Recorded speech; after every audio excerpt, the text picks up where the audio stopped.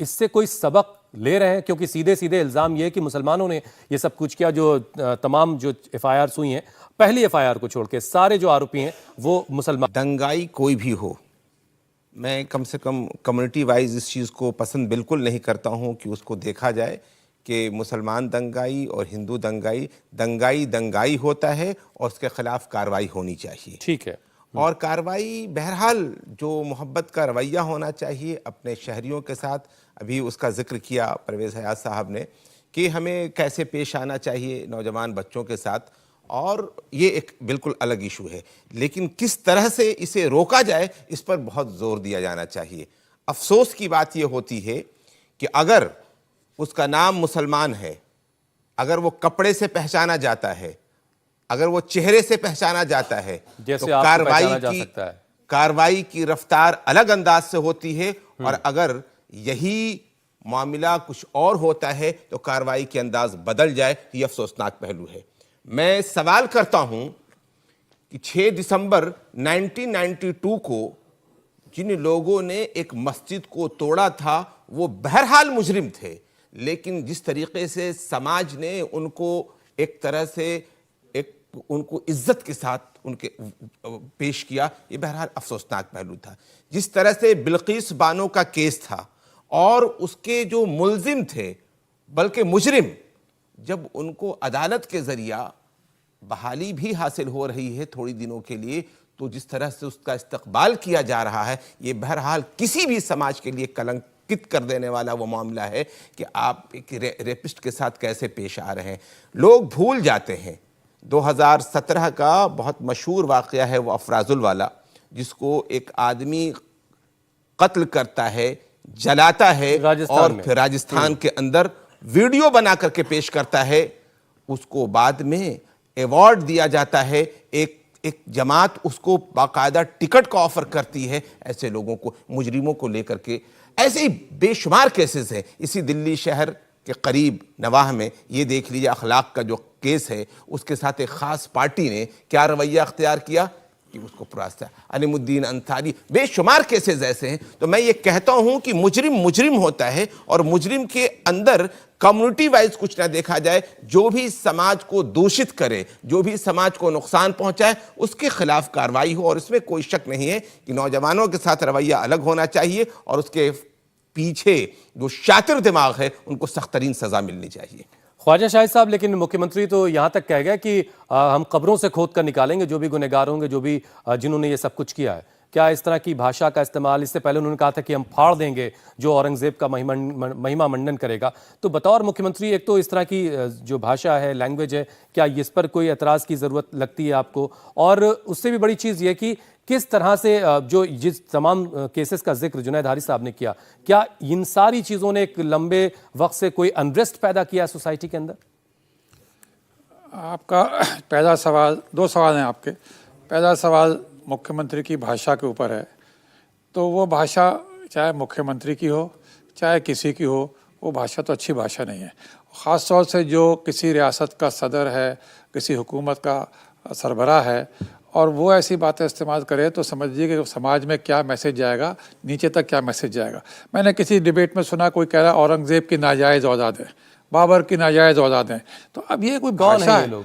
कौन है वो लोग? ये कोई भाषा है बोलने की? औरंगज़ेब को मरे हुए 300 साल से ऊपर हो गए।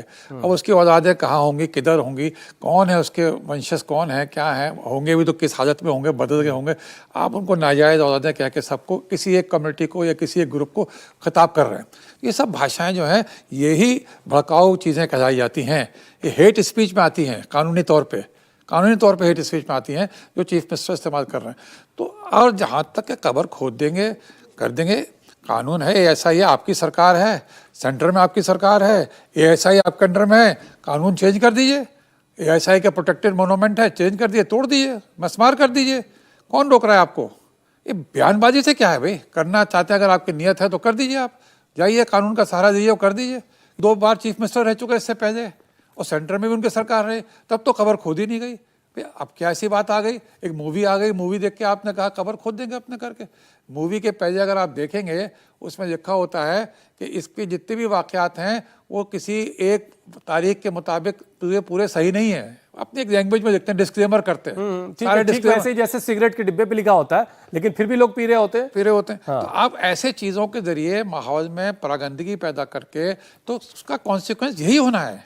आप ये मत सोचिए कि आप जौ बोएंगे तो गेहूँ काटेंगे, आप जौ बोएंगे तो जौ ही काटेंगे। तो ये जो आप बो रहे हैं इस ज़बान से, इस रद्द-ए-अमल से, ये इस तरीके के, तो इस समाज के नौजवान हों या सीनियर से हों, वो सब प्रोवोक होंगे, वो एक आइडियोलॉजी के तहत चल पड़ेंगे अपने करके। तो ये इसका हल खाली लॉ एंड ऑर्डर में ही छुपा हुआ नहीं है कि आपने FIR कर दी और FIR करके, वो एक अलग पहलू है कि FIR करके और चार्जशीट करके वो बरसों लोग जेल में पड़े हुए हैं, नौकरियां नहीं मिल रही हैं। जैसे परवेज हाथ साहब ने कहा जेल में पड़ रहे हैं, मुकदमे में पैसा खर्च कर रहे हैं, ख़ानदान तबाह हो गए, 20-20 साल बाद मुकदमा का फैसला हो रहा है। तो ये एक अलग पहलू है हैरेसमेंट का या परेशान करने का किसी को भी, चाहे वो A हो, चाहे B हो, चाहे C हो। तो मेरा मतलब ये है कि ऐसे मुद्दों को जिनको आप आज से 400 साल पहले मुद्दे हैं, 500 साल पहले मुद्दे हैं, उसको ला रहे हैं, वो हिस्ट्री का पार्ट है, हिस्टोरियंस के पास छोड़ दीजिए। वो हिस्ट्री के जो माहिरीन हैं उनको कर दी, वो बहस करते रहते हैं, कुछ औरंगजेब की तारीफ करते हैं, कुछ को बहुत बुरा कहते हैं, कुछ बहुत कट्टर कहते हैं, कोई कहते हैं उसने जजिया लगा दिया, मंदिर तोड़ दिए, कुछ कहते हैं कि साहब बड़ा टोपियाँ सीता था, वो कुरान लिख के पैसे कमाता था, उसकी बड़ी सादा बहुत सारे मंदिरों को दान किया, तो हिस्ट्री में दोनों पहलू पे लोग चर्चा कर रहे हैं। चाहे एक तरफ विशंबरनाथ पांडे कह रहे हैं, एक तरफ सतीश चंद्रा कह रहे हैं, एक तरफ कोई और कह रहे हैं अपने, तो लिखने वाले दोनों तरफ हैं।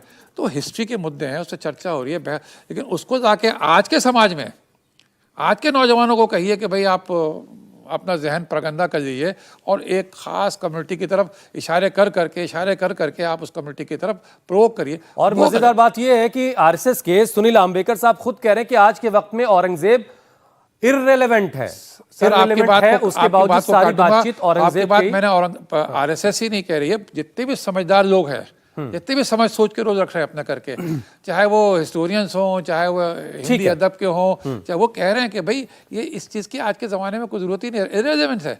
तो RSS के अगर कह रही है तो सही कह रही है, ठीक है, RSS की सोच बिल्कुल सही है इस मुद्दे पे अपने करके, हमें उसका सपोर्ट करना चाहिए। क्या इससे कोई सबक ले रहे हैं? क्योंकि सीधे सीधे इल्जाम ये है कि मुसलमानों ने ये सब कुछ किया, जो तमाम जो FIR हुई हैं, पहली FIR को छोड़ के सारे जो आरोपी हैं वो मुसलमान। दंगाई कोई भी हो, मैं कम से कम कम्युनिटी वाइज इस चीज़ को पसंद बिल्कुल नहीं करता हूं कि उसको देखा जाए कि मुसलमान दंगाई और हिंदू दंगाई होता है और उसके खिलाफ कार्रवाई होनी चाहिए, ठीक है। और कार्रवाई बहरहाल जो मोहब्बत का रवैया होना चाहिए अपने शहरियों के साथ, अभी उसका जिक्र किया परवेज़ हयात साहब ने कि हमें कैसे पेश आना चाहिए नौजवान बच्चों के साथ, और ये एक बिल्कुल अलग इशू है, लेकिन किस तरह से इसे रोका जाए इस पर बहुत जोर दिया जाना चाहिए। अफसोस की बात ये होती है कि अगर उसका नाम मुसलमान है, अगर वो कपड़े से पहचाना जाता है, अगर वो चेहरे से पहचाना जाता है, तो कार्रवाई की रफ्तार अलग अंदाज से होती है, और अगर यही मामला कुछ और होता है तो कार्रवाई के अंदाज बदल जाए, ये अफसोसनाक पहलू है।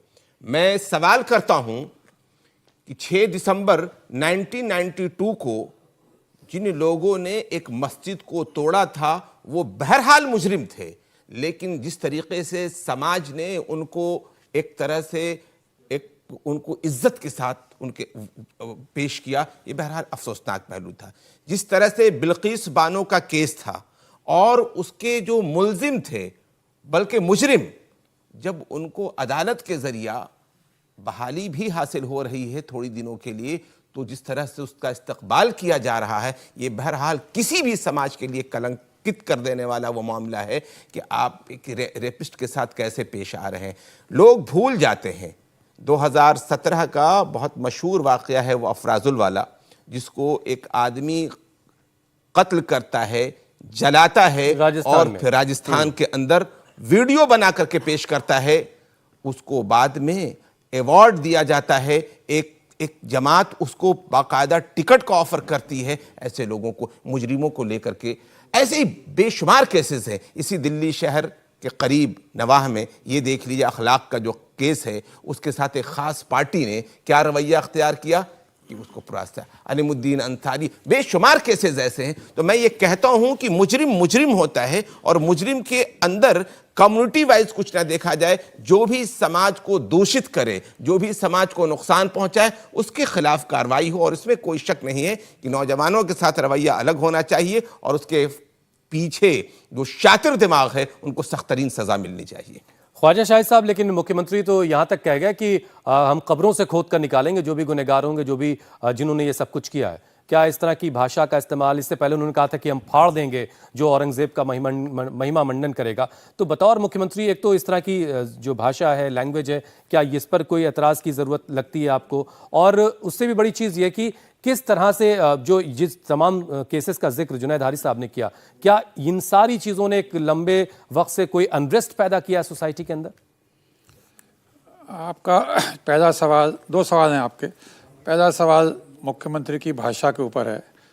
तो वो भाषा चाहे मुख्यमंत्री की हो चाहे किसी की हो, वो भाषा तो अच्छी भाषा नहीं है। ख़ास तौर से जो किसी रियासत का सदर है, किसी हुकूमत का सरबराह है और वो ऐसी बातें इस्तेमाल करे तो समझिए कि समाज में क्या मैसेज जाएगा, नीचे तक क्या मैसेज जाएगा। मैंने किसी डिबेट में सुना, कोई कह रहा औरंगज़ेब की नाजायज़ औलाद है, बाबर की नाजायज़ औलाद है। तो अब ये कोई भाषा है? कौन है वो लोग? ये कोई भाषा है बोलने की? औरंगज़ेब को मरे हुए 300 साल से ऊपर हो गए। अब उसकी औलादें कहाँ होंगी, किधर होंगी, कौन है उसके वंशज, कौन है, क्या है, होंगे भी तो किस हालत में होंगे, बदल के होंगे। आप उनको नाजायज़ औलादें कह के सबको, किसी एक कम्युनिटी को या किसी एक ग्रुप को खिताब कर रहे हैं। ये सब भाषाएँ जो हैं यही भड़काऊ चीज़ें कहलाई जाती हैं। ये हेट स्पीच में आती हैं, कानूनी तौर पे हेट स्पीच में आती हैं जो चीफ मिनिस्टर इस्तेमाल कर रहे हैं। तो और जहाँ तक कि कब्र खोद देंगे, कर देंगे, कानून है, ASI आपकी सरकार है, सेंटर में आपकी सरकार है, ASI आपके अंडर में है, कानून चेंज कर दीजिए। ASI के प्रोटेक्टेड मोनूमेंट है, चेंज कर दिए, तोड़ दीजिए, मसमार कर दीजिए। कौन रोक रहा है आपको? ये बयानबाजी से क्या है भाई? करना चाहते हैं, अगर आपकी नीयत है तो कर दीजिए। आप जाइए, कानून का सहारा दीजिए और कर दीजिए। 2 बार चीफ मिनिस्टर रह चुके इससे पहले और सेंटर में भी उनकी सरकार रही, तब तो कब्र खोद ही नहीं गई। अब क्या ऐसी बात आ गई? एक मूवी आ गई, मूवी देख के आपने कहा कब्र खोद देंगे अपने करके। मूवी के पहले अगर आप देखेंगे उसमें लिखा होता है कि इसके जितने भी वाक़यात हैं वो किसी एक तारीख के मुताबिक पूरे सही नहीं है। अपनी एक लैंग्वेज में लिखते हैं, डिस्क्लेमर करते हैं। सारे डिस्क्लेमर वैसे जैसे सिगरेट के डिब्बे पे लिखा होता है, लेकिन फिर भी लोग पी रहे होते हैं। हाँ। तो आप ऐसे चीज़ों के जरिए माहौल में परागंदगी पैदा करके, तो उसका कॉन्सिक्वेंस यही होना है। आप ये मत सोचिए कि आपको जॉब होएंगे तो गेहूँ काटेंगे, आप जॉब होंगे तो जौ ही काटेंगे। तो ये जो आप बोल रहे हैं इस ज़बान से, इस रद्द-ए-अमल से, ये इस तरीके के, तो इस समाज के नौजवान हों या सीनियर से हों, वो सब प्रोवोक होंगे, वो एक आइडियोलॉजी के तहत चल पड़ेंगे अपने करके।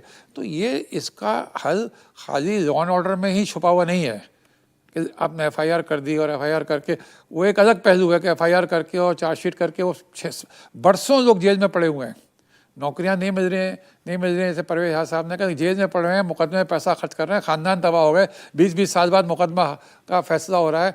तो ये एक अलग पहलू है हैरेसमेंट का या परेशान करने का किसी को भी, चाहे वो A हो, चाहे B हो, चाहे C हो।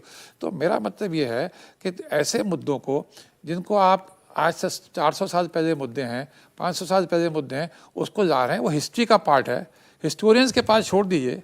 वो हिस्ट्री के जो माहिरीन हैं उनको कर दी, वो बहस करते रहते हैं। कुछ औरंगजेब की तारीफ करते हैं, कुछ को बहुत बुरा कहते हैं, कुछ बहुत कट्टर कहते हैं, कोई कहते हैं उसने जजिया लगा दिया, मंदिर तोड़ दिए, कुछ कहते हैं कि साहब बड़ा टोपियाँ सीता था, वो कुरान लिख के पैसे कमाता था, उसकी बड़ी सादा बहुत सारे मंदिरों को दान किया। तो हिस्ट्री में दोनों पहलू पे लोग चर्चा कर रहे हैं। चाहे एक तरफ विशंबरनाथ पांडे कह रहे हैं, एक तरफ सतीश चंद्रा कह रहे हैं, एक तरफ कोई और कह रहे हैं अपने, तो लिखने वाले दोनों तरफ हैं।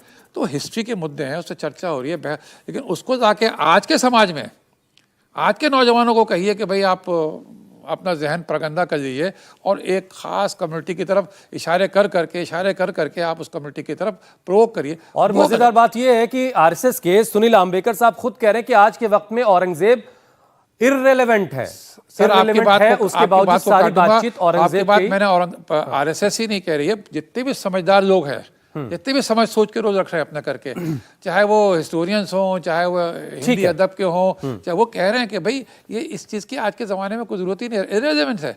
तो आरएसएस के अगर कह रही है तो सही कह रही है, ठीक है। आरएसएस की सोच बिल्कुल सही है इस मुद्दे पे अपने करके, हमें उसका सपोर्ट करना चाहिए।